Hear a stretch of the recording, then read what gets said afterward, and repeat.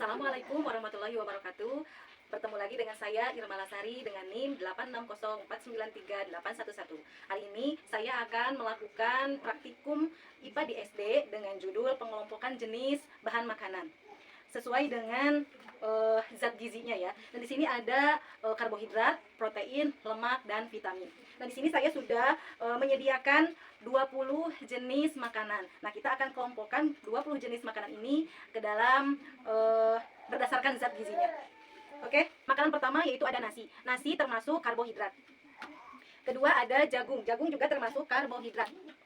Lalu ada singkong. Singkong juga sama termasuk karbohidrat. Selain itu ada kentang ya. Kentang juga termasuk karbohidrat. Selanjutnya ada ayam ya. Ayam ini termasuk protein. Ada juga ikan. Ikan juga termasuk protein ya. Telur juga sama termasuk protein. Terus di sini juga ada tempe, ada tahu juga termasuk protein. Lalu di sini ada kacang hijau termasuk protein. Ada kacang merah termasuk protein.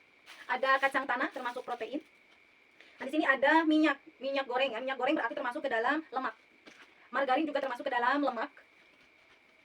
Bawang merah termasuk ke dalam vitamin. Pisang juga termasuk ke dalam golongan vitamin. Ada buah pir termasuk vitamin. Ada tomat ya, tomat juga termasuk ke dalam zat gizi vitamin. Ada wortel juga sama yaitu zat gizinya termasuk vitamin. Dan terakhir ada timun juga sama termasuk vitamin. Nah, itulah 20 jenis bahan makanan yang memiliki kandungan gizi berbeda-beda dan mempunyai fungsi penting bagi tubuh. Karbohidrat sebagai sumber energi, protein sebagai pertumbuhan, lemak sebagai cadangan energi, dan vitamin untuk menjaga kesehatan tubuh.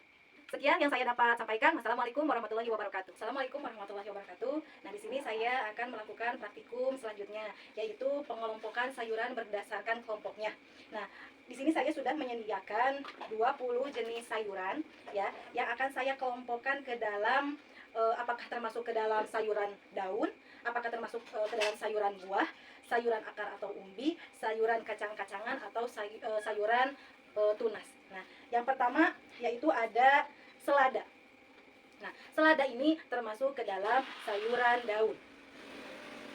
Terus ada di sini ada sayur katuk.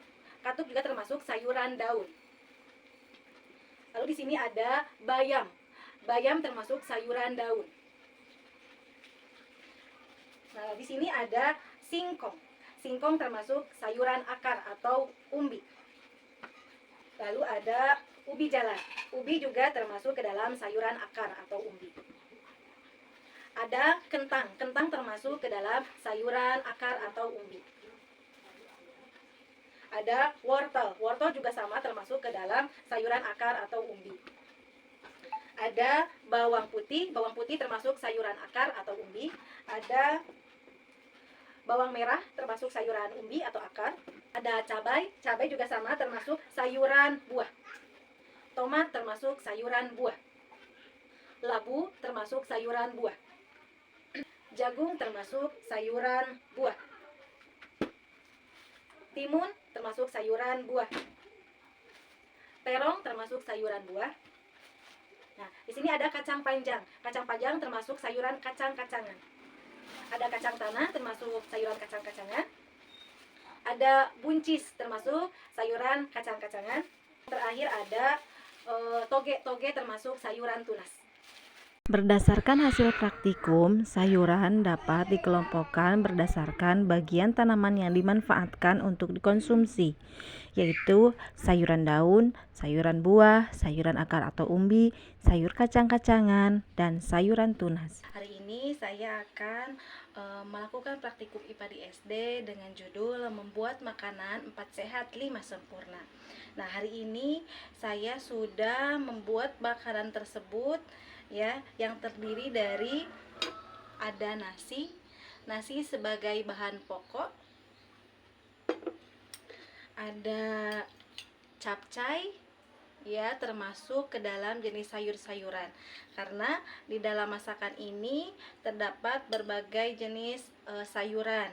Yang pertama ada wortel, yang kedua ada sayur pakcoy, yang ketiga ada kembang kol, dan ada juga tambahannya sosis. Yang ketiga yaitu jenis lauk pauk. Di sini saya membuat cobek ikan. Nah, buah-buahannya ada buah pir dan buah pisang, dan yang terakhir sebagai pelengkap yaitu susu. Nah, inilah yang termasuk makanan 4 sehat 5 sempurna.